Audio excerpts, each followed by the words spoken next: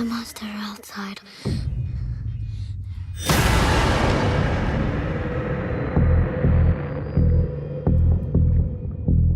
What you people discovered is bigger than we ever thought possible. How big is that thing? It was the largest shark that ever existed. A living fossil. Thought to have been extinct for over 2 million years. Wrong.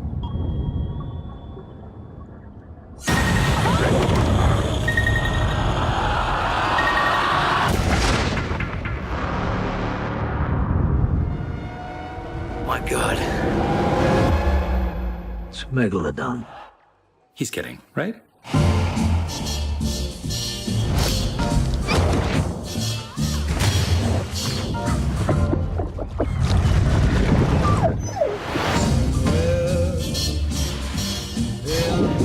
That thing's out there. We need to find it and kill it. Why don't you just put a tracker on it?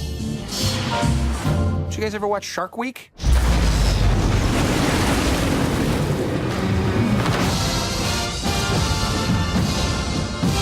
He looks heroic, but he's kind of got a negative attitude.